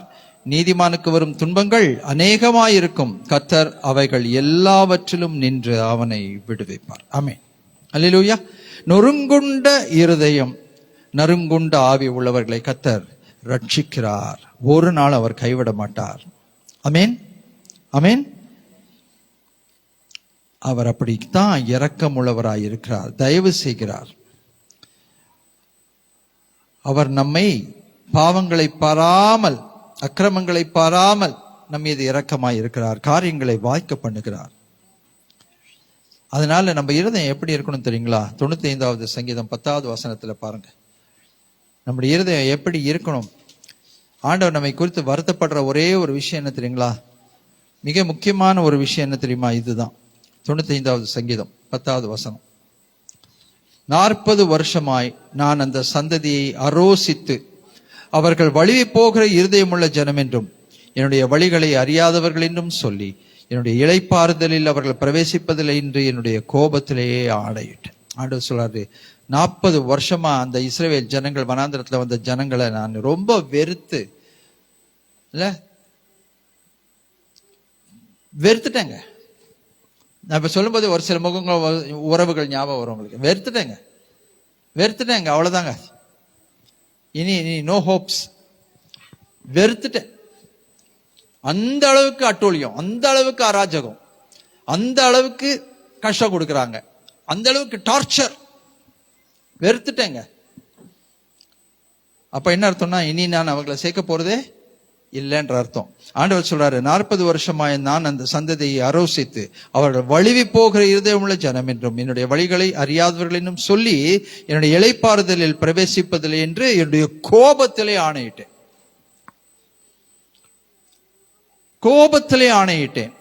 ஆனா அதே பைபிள் என்ன சொல்லுது? அவருடைய கோபம் 1 நிமிடம், ஆனா கிருபையோ 1000 வருஷம். ஒரு ஃபிராக்ஷன் ஆஃப் a செகண்ட் அந்த கோபத்துல ஆண்டவர் தள்ளி விட்டுறாரு. ஆனா அவருடைய உருக்கமான இரக்கங்களால் நம்மை மறுபடியும் சேர்த்து கொள்கிறார். புள்ள 11 மணிக்கு லேட்டா வரான். அப்பாக்கு கோபம் தான், சாப்பாடு கொடுக்காதங்கிறாரு, அவனை சேர்க்காத வீட்டுக்குள்ளங்கிறாரு. ஆனா வந்த உடனே அவன் மூஞ்ச பார்த்த உடனே, சாப்பிட்டியாடா, போய் சாப்பிடு. ஒரு ஆவிக்குரிய தகப்பனாகத்தான் அவன் நமக்கு இருக்கிறார். அல்லேலூயா. அதுக்கு என்ன பேரு சொல்லுங்க? கிருபை, கிருபை, கிருபை. அல்லேலூயா. சோ எபிரேயர், கடைசியா எபிரேயர் 3வது அதிகாரம் 15வது வசனம். எபிரேயர் 3வது அதிகாரம் 15வது வசனம். ஆண்டவர் ஒரு எச்சரிப்பின் சத்தத்தை இந்த மாதத்தின் துவக்கத்திலேயே நமக்கு தருகிறார். எபிரேயர் 3வது அதிகாரம் 15வது வசனம் எடுத்தவர்கள் வாசிக்கலாம். இன்று அவருடைய சத்தத்தை கேட்பீர்களாகில், வனாந்திரத்திலே கோபம் மூட்டுதலில் நடந்தது போல உங்கள் இருதயங்களை கடினப்படுத்தாதேயுங்கள். இளைப்பாறுதலிலே பிரவேசிப்பதில்லை என்று கோபத்தில் ஆண்டவர் சொல்லிட்டாருங்க. அதனால கர்த்தருடைய வார்த்தை நமக்கு எச்சரிப்பின் சத்தமா என்ன தெரியுமா சொல்லுது? வனாந்திரத்திலே கோபம் மூட்டின போதும் சோதனை நாளில் நடந்தது போல உங்கள் இருதயத்தை கடினப்படுத்தாதேயுங்கள். அதே அதிகாரத்துல பாருங்க, 8வது வசனம், 7வது வசனம், 8வது வசனம். ஆகையால் பரிசுத்த ஆவியானவர் சொல்லுகிறபடியே இன்று அவருடைய சத்தத்தை கேட்பீர்களாகில், வனாந்திரத்திலே கோபமூட்டின போது சோதனை நாளில் நடந்தது போல உங்கள் இருதயங்களை கடினப்படுத்தாதேயுங்கள். திரும்பி சொல்றாரு 11வது வசனத்துல பாருங்க, 10-11. ஆதலால் நான் அந்த சந்ததியை அரோசித்து அவர்கள் எப்பொழுதும் வழிவி போகிற இருதயம் உள்ள ஜனம் என்றும் என்னுடைய வழிகளை அறியாதவர்கள் என்று சொல்லி என்னுடைய இளைப்பாறுதலிலே அவர்கள் பிரவேசிப்பதில்லை என்று கோபத்திலே ஆணையிட்டேன் என்று கர்த்தர் சொல்லுகிறார். 12வது வசனம், சகோதரரை, ஜீவனுள்ள தேவனை விட்டு விலகுகிறதற்கு ஏதுவான அவிசுவாசமுள்ள பொல்லாத இருதயம் உங்களில் ஒருவனுக்குள்ளும் இராதபடி நீங்கள் எச்சரிக்கையாயிருங்கள். 14வது வசனம், நாம் ஆரம்பத்தில் கொண்ட நம்பிக்கையை முடிவு பரிந்தும் உறுதியாய் பற்றி கொண்டு இருப்போமானால் கிறிஸ்துவனிடத்தில் பங்குள்ளவர்களாய் இருப்போம், அவருடைய வீடாய் நாம் இருப்போம். அதை எங்க பார்க்கிறோம்னாக்கா 6வது வசனத்துல பார்க்கிறோம். நம்ம கிறிஸ்துவோ அவருடைய வீட்டிற்கு மேம்பட்டவராக குமாரனாக உண்மை உள்ளவராய் இருக்கிறார். நம்பிக்கையினால் உண்டாகும் தைரியத்தையும் மேன்மை பாராட்டுதலையும் முடிவு பரியந்தம் உறுதியாய் பற்றி கொண்டிருப்போம். ஆனால் நாமே அவருடைய வீடாய் இருப்போம். நம் ஆரம்பத்திலே கொண்ட நம்பிக்கையை முடிவு பரியந்தம் உறுதியாய் பற்றி கொண்டிருப்போம் ஆகில் கிறிஸ்துவனுடனே பங்குள்ளவர்களாய் இருப்போம். இன்று அவருடைய சத்தத்தை கேட்பீர்களாகில் கோபம் ஊட்டுதலில் நடந்தது போல உங்கள் இருதயங்களை கடினப்படுத்தாதிருங்கள் என்று கர்த்தர் சொல்லுகிறார்.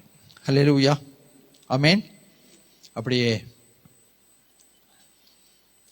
தலைகளை தாழ்த்தி ஆண்டவர்கிட்ட ஒப்பு கொடுப்போம். 4வது அதிகாரம் 1வது வசனம் சொல்லுகிறது, ஆனபடியாலே அவருடைய இளைப்பாறுதலில் பிரவேசிப்பதற்கு ஏதுவான வாக்குத்தத்தம் நமக்கு உண்டாயிருக்க உங்களில் ஒருவனும் அதை அடியாதபடி பின்வாங்கி போகாதவனாக காணப்படாதபடி பயந்திருக்க கடவோம். ஆமென். விசுவாசித்தவர்களாகிய நாமோ அந்த இளைப்பாறுதலில் பிரவேசிக்கிறோம். 3வது வசனத்தை சொல்றாரு, விசுவாசித்தவர்களாகிய நாமோ அந்த இளைப்பாறுதலிலே நாம் பிரவேசிக்கிறோம்.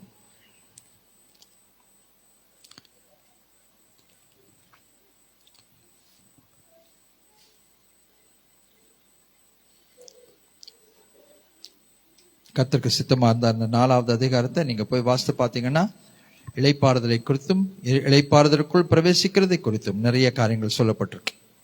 அப்படியே கண்களை மூடி ஆண்டவர்கிட்ட ஒப்பு கொடுப்போம். முதலாவது, ஆண்டவரே, நான் நிர்மூலமாகாமல் இருப்பது உடைய சுத்த கிருபை. சொல்லுங்க, ஆண்டவர்கிட்ட சொல்லுங்க. எனக்குள்ள குறைகள் இருக்கு, எனக்குள்ள குறைகள், எனக்கே தெரிஞ்ச குறைகள் இருக்கு. அந்த குறைகள் நிறைவாகணும். I am not a perfect person. ஆனா I am not perfect person அப்படின்றது ஒரு எக்ஸ்கியூஸ் கிடையாது. எல்லாம் சொல்லுவாங்க, நான் எல்லாரும் யாருங்க பர்ஃபெக்ட், அப்படியெல்லாம் நம்ம பேசக்கூடாது. அவங்க பர்ஃபெக்டா இருக்கட்டும், இல்லாம போட்டோம், அதை பத்தி நம்ம கவலைப்பட வேண்டிய அவசியம் இல்லை. நாம யாரு? நம்ம இம்பர்ஃபெக்ட். ஓகே, ரைட், அவ்வளவுதான். அந்த இம்பர்ஃபெக்ஷன்ல ஆண்டவருடைய பர்ஃபெக்ஷன் பூர்ணமாய் விளங்குதா? கிருபையா இருக்காரா? அந்த இம்பர்ஃபெக்ஷனை விட்டு அந்த குறைவை விட்டு வெளியில வர்றதுக்கு நம்ம ரெடியா இருக்கோமா? பிரயாசப்படுறோமா? ஆசைப்படுறோமா? இன்னும் ஆவிக்குரிய வாழ்க்கையில வளரணும்னு நினைக்கிறோமா? சிலர் பாத்தீங்கன்னா மற்றவங்களை விரட்டிக்கிட்டே இருப்பாங்க. நீ பைபிள் வாசி, நீ இப்படி வாசி, அப்படி வாசி. அவங்க வாசிக்கிறாங்களான்னு தெரிஞ்சா அவங்க 2 வசனம் வாசிப்பாங்க. நம்ம மற்றவங்களை பத்தி கவலைப்பட வேண்டாம், நம்மளை பத்தி கவலைப்படலாம். நம்மளை பத்தி கவலைப்பட்டு நம்ம வாழ்க்கையை நம்ம மேம்படுத்திக் கொள்ளலாம். நம்ம குறைவுகள் நமக்கு நல்லா தெரியும். அந்த குறைவுகள்ல ஆண்டவர் நம்மளை பார்த்தாருன்னா மற்றவர்களை ஜட்ஜ் பண்ண வேண்டாம், நம்ம நியாயம் தீர்க்க வேண்டாம். ஆண்டவரே, கிருபை பாராட்டுங்க, இரக்கம் செய்யுங்க.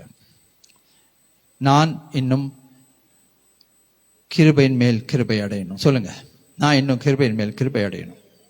நான் இன்னும் பலத்தின் மேல் பலன் அடையணும். நான் இன்னும் பரிசுத்தத்தின் மேல் பரிசுத்தம் அடையணும். நான் இன்னும் மகிமையின் மேல் மகிமை அடையணும். என் குறைவுகள் எல்லாம் என் கண்ணுக்கு முன்னால தெளிவா இருக்கு ஆண்டவரே. நான் அதுல இருந்து இன்னும் வெளியில வரணும். அந்த குறைவுல இருந்து நிறைவுக்கு வரணும். நிறைவுல இருந்து பூரணத்துக்கு போகணும். பூரணத்திலிருந்து பரிபூரணம், சம்பூர்ணம். ஆண்டவர் பேதுருவை பார்த்து சொன்னாரு, நீ முதல் மனம் திரும்பு. நீ முதல் மனம் திரும்பு. நீ மனம் திரும்பினதுக்கு பிறகு உன் சகோதரரை தேற்றி திடப்படுத்து. எப்ப பார்த்தாலும் அவன் இப்படி இருக்கான், இவன் இப்படி இருக்கான், அவ இப்படி இருக்கா, இப்படி பண்றா, அவ பண்றா, இவ பண்றா, அவ பண்றா, விட்டுருவோம், வேணாம். அவங்க ஜட்ஜ்மெண்ட்ல ஆண்டவருக்கு நியாயம் தீர்க்கும் போது அவங்க கணக்கு கொடுப்பாங்க. நான் என்ன பண்றேன்? நான் கரெக்டா இருக்கேனா? நான் கரெக்டா இருந்தா இளைப்பாறுதலுக்குள் பிரவேசிப்பேன். என் வாழ்க்கையில 1000 ஓட்டையை வச்சுட்டு இன்னொருத்தர் பார்த்து விரல் காமிக்க கூடாது. ஆண்டவரே, கிருபை பாராட்டுங்க, இரக்கம் செய்யுங்க. நம் அனைவரும் ஏற்கனவே இந்த திருப்பந்தியிலே பங்கெடுத்துக் கொள்ளத்தக்கதாக ஆயத்தமாய் வந்திருப்போம் என்று சொல்லி நாங்கள் விசுவாசிக்கிறோம். மறுபடியும் ஒரு முறை நம்மை நாமே ஆயத்தப்படுத்திக் கொள்வோம். நம்முடைய இருதயங்களை ஆராய்ந்து பார்ப்போம். இதை அசட்டையாக நாம் நினைக்காதபடிக்கு மிகுந்த ஜாக்கிரதையோடும் பயபக்தியோடும் எடுக்கத்தக்கதாய் கர்த்தாவே என்னை முற்றிலுமாய் இந்த சமூகத்திலே ஒப்புக் கொடுக்கிறேன் என்று நம்மை நாமே ஒப்புக் கொடுப்போம். இன்றைக்கு நாம் கேட்ட செய்தியின் அடிப்படையிலே இன்றே என்னுடைய சத்தத்தை கேட்பீர்களா ஆகில் என்று சொல்லி நாம் அந்த வார்த்தையை நாம் கேட்டுக்கொண்டிருக்கிறோம். அந்த வார்த்தையை நாம் கேட்டோம். அவருடைய சத்தத்தை கேட்பதற்கு நம்முடைய செவிகள் எப்பொழுதும் திறந்திருக்க வேண்டும். அப்படிப்பட்ட கிருபை தேவனே எனக்கு கொடுத்துடலாம் என்று சொல்லி முற்றிலுமாய் நம்மை தாழ்த்தி ஒப்புக் கொடுப்போம். அவருடைய இரத்தத்தை நாம் நினைவு கூறுவோம். நமக்காக சிந்தப்பட்ட அந்த இரத்தம், நமக்காக பிற்கப்பட்ட அந்த சரீரம், அதை நினைவு கூறும்படியாக இந்த நாளிலே நாம் இங்கு வந்து இந்த திருவிருந்திலே பங்கெடுக்க போகிறோம். அவருடைய தழும்புகளால் நாங்கள் குணமாகிறோம். அவருடைய இரத்தத்தினால் நமக்கு ஜெயம் கிடைக்கிறது. வெற்றியுள்ள ஒரு வாழ்க்கை வாழ்வதற்கு எல்லா வசதிகளையும் நம்முடைய தேவன் செய்து கொடுத்திருக்கும் பொழுது நாம் எதற்கும் கலங்காதபடிக்கு நாம் வெற்றியோடு வாழ்வதற்கு கர்த்தர் தம்மை கிருபை செய்வாராக. பாவத்தின் மீது வெற்றி, சாபத்தின் மீது வெற்றி, பரம்பரையாய் வரும் காரியங்களிலிருந்து எல்லாவற்றிலுமிருந்தும் தேவன் நமக்கு வெற்றி கொடுத்திருப்பதற்காக ஸ்தோத்திரங்களை நாம் ஏறெடுப்போம். விடுதலையை தேவன் கொடுத்திருக்கிறார். அதற்காக நாம் தேவனுக்கு நாம் நன்றி செலுத்தி பயபக்தியோடு கூட இந்த திருவிருந்திலே பங்கெடுக்கத்தக்கதாய் நம்மை முற்றிலுமாய் தாழ்த்தி இந்த நேரத்திலே நாம் அர்ப்பணிப்போம். இதற்கு ஆயத்தமாய் வந்திருப்பவர்கள் நீங்கள் எழுந்து நின்று உங்களை நீங்களே ஒப்புக் கொடுக்கும்படியாக நான் கேட்கிறேன். அபாத்திரமாய் வாங்காதபடிக்கு மிகுந்த ஜாக்கிரதையோடு பயபக்தியோடு அவருடைய வசனத்தை கைக்கொள்ளுகிற அந்த நம்பிக்கையோடு அன்பினாலே நாம் அவருக்கு கீழ்ப்படிந்து நடுக்கத்துடனே அவருக்கு கீழ்ப்படியத்தக்கதாய் நம்மை முற்றிலுமாய் நாம் ஒப்புக் கொடுப்போம். துணிகரமாய் செய்கிற பாவங்கள், மறைமுகமான பாவங்கள், இவைகளுக்கு தேவனே என்னை விலக்கி காத்தரலும் என்று சொல்லி கேட்போம். என் இருதயத்தின் தியானமும் என் வாயின் வார்த்தைகளும் உடைய சந்நிதியிலே பிரீதியாய் இருப்பதாக என்று சொல்லி முற்றிலுமாய் நம்மை ஒப்புக் கொடுப்போம். அவசரப்பட்டு பேசுகிற வார்த்தைகள், மற்றவர்களை புண்படுத்துகிற வார்த்தைகள், எடுத்தெறிந்து பேசுகிற வார்த்தைகள், இவைகள் அது யாராக இருந்தாலும் சரி, நம்முடைய குடும்பங்களிலே ஒருவேளை சிறு பிள்ளைகள் மூலமாக கூட நாம் நன்மையான காரியங்களை கற்றுக்கொள்ள முடியும். கணவன் மூலமாய் கற்றுக்கொள்ள முடியும், மனைவியின் மூலமாகவும் கற்றுக்கொள்ள முடியும். ஆகவே நம்மை தாழ்த்தி ஒப்புக் கொடுப்போம். தேவனே, உம்முடைய வார்த்தைக்கு நான் கீழ்ப்படிய நான் திருத்தப்படும் பொழுது அந்த சிற்றையை அற்பமாய் எண்ணாதபடிக்கு என்னை தாழ்த்தி ஒப்புக் கொடுக்கிறேன் என்று சொல்லி முற்றிலுமாய் நம்மை தாழ்த்தி ஒப்புக் கொடுப்போம். நான் உங்களுக்கு ஒப்புவித்ததை கர்த்தரிடத்தில் பெற்றுக்கொண்டேன். என்னவெனில், கர்த்தராகிய இயேசு கிறிஸ்து தாம் காட்டிக் கொடுக்கிற அந்த ராத்திரியிலே அப்பத்தை எடுத்து ஆசீர்வதித்து அதை பிட்டு, இதை வாங்கி புசியுங்கள், இது உங்களுக்காக பிக்கப்படுகிற என்னுடைய சரீரமாய் இருக்கிறது, என்னை நினைவு கூறும்படி இதை செய்யுங்கள் என்றார். அந்தபடியே அவர் பாத்திரத்தையும் எடுத்து, இந்த பாத்திரம் என்னுடைய இரத்தத்தினால் ஆகிய புதிய உடன்படிக்கையாயிருக்கிறது, என்னை நினைவு கூறும்படி இதிலே பங்கு பெறுங்கள், பானம் பண்ணுங்கள் என்று சொன்னார். அவர் வரும் அளவும் அவருடைய மரணத்தை நினைவு கூறும்படியாக இந்த அப்பத்திலும் இந்த பாத்திரத்திலும் நாம் பங்கு பெறுவோமாக. வாருங்கள், உங்களுக்காக ஆயத்தப்படுத்தப்பட்டிருக்கிற இந்த பரிசுத்த பந்தியிலே மிகுந்த மனமகிழ்ச்சியோடு கூட பங்கு கொள்ளுங்கள். சகோதரர்கள் முன்பாக முதலாவது வரும்படி கேட்கிறேன். அதை தொடர்ந்து சகோதரிகளும் குடும்பங்களும் வரலாம். ரத்தமே சிந்தப்பட்ட ரத்தமே, விலையேற பெற்ற வல்ல ரத்தமே, இயேசு கிறிஸ்துவின் ரத்தமே, எனக்கு விலையாக சிந்தப்பட்டதே. இயேசு கிறிஸ்துவின் ரத்தமே, எனக்கு விலையாக சிந்தப்பட்டதே. ரத்தமே சிந்தப்பட்ட ரத்தமே, விலையேற பெற்ற ரத்தமே, ரத்தமே சிந்தப்பட்ட ரத்தமே,